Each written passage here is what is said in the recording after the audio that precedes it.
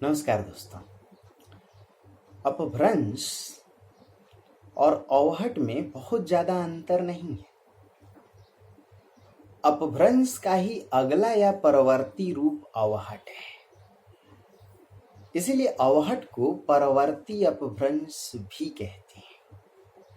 यदि अपभ्रंश की काल सीमा 500 ईस्वी से 1000 ईस्वी तक है, तो अवहट की काल सीमा 1000 ईस्वी से 1400 ईस्वी तक है।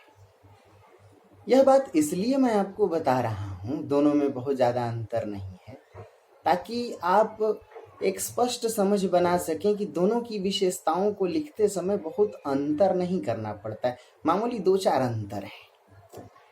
दोस्तों, किसी भी भाषा की विशेषता जब लिखते हैं तो याद रखिए भाषा के 4 तत्व हैं।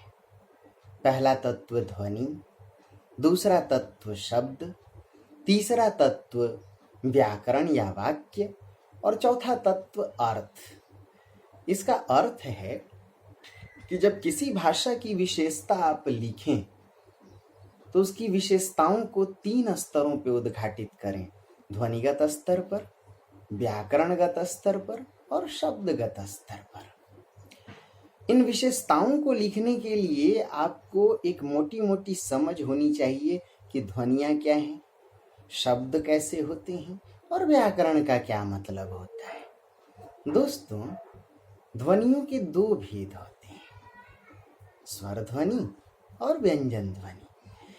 इन्हीं भेदों के आधार पर विशेषताएं भी लिखी जाती हैं। जैसे आपने सुना होगा, स्वरों के भी 4 भेद हैं: ह्रस्व स्वर, दीर्घ स्वर, संयुक्त स्वर और प्लुत स्वर। तो अपभ्रंश या अवहट की जब आप विशेषताएं लिखेंगे तो उसमें पहली विशेषता स्वरगत विशेषताएं होती हैं और तब जाके व्यंजनगत विशेषताएं आती हैं। स्वरगत विशेषताओं को समझने के लिए कुछ सूत्रों को मेरे साथ समझते रहिए। जैसे सबसे पहली विशेषता कि अपभ्रंश और अवहट में स्वरागम की विशेषता पाई जाती है। स्वरागम, जिसे स्वर योग या स्वर भक्ति भी कहते हैं। क्या इसका मतलब होता है? दोस्तों, संस्कृत के शब्द में यदि कोई अर्ध व्यंजन ध्वनि हो, अर्ध व्यंजन का अर्थ जिसमें स्वर नहीं हो, जो ऊपर वर्ण लगाया जाए, जैसे धर्म, तो ऊपर र लगाते हैं।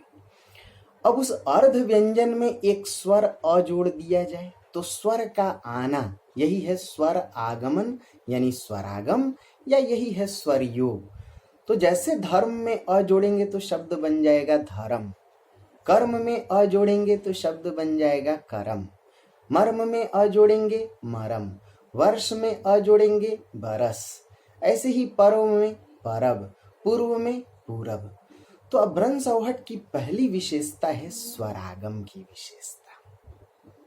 इस एक पॉइंट के लिखते ही आप कुछ अंकों के अधिकारी हो जाएंगे। दोस्तों, दूसरी विशेषता है स्वरलोप। याद रखिए, अपभ्रंश अवहट में किसी शब्द के आरंभ में यदि स्वर है, जैसे मान लीजिए आभीर, जैसे मान लीजिए अहाता, जैसे मान लीजिए दीपावली।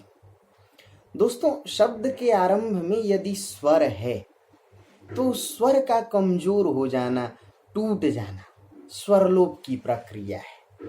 जैसे आभीर में आ टूट करके यदि अ बन जाए तो अभीर हो गया।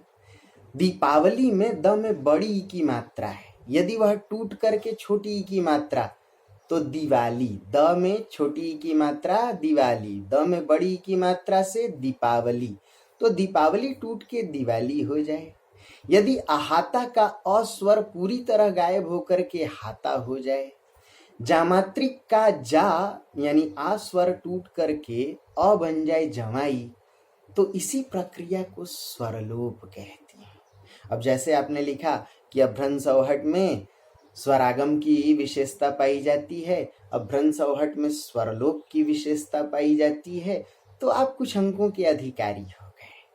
ऐसे ही आगे बढ़ते हैं तो देखते हैं कि अपभ्रंश अवहट में क्षतिपूर्ति दीर्घीकरण या दीर्घीकरण की भी विशेषता पाई जाती है। इसको मोटा मोटी समझिए।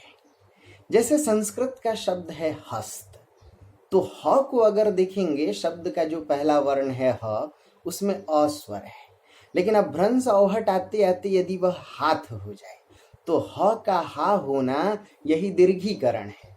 ह में अ है, हा में आ है। दोस्तों इसे दीर्घीकरण कहते हैं।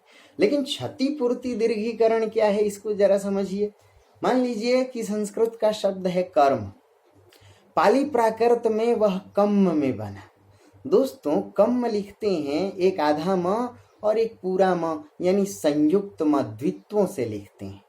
अब कम्म का आधा म यदि अभ्रंश अवहट में लुप्त हो जाए और इसके लोप होने से जो क्षति हुई, इस क्षति की पूर्ति क में एक स्वर जुड़ जाए, काम बन जाए। ध्यान से सुनिएगा, संस्कृत का कर्म पाली प्राकृत में कम्म में बना और अभ्रंश अवहट में काम में।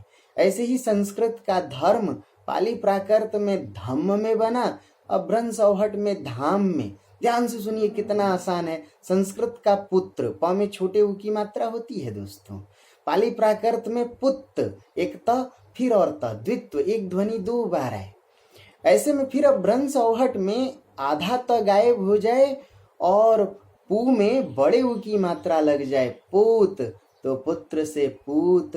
दोस्तों छोटा उ बड़ा उ में बदल जाए, शिक्षा छोटी सीख में बदल जाए, भिक्षा छोटी भीख बड़ी में बदल जाए।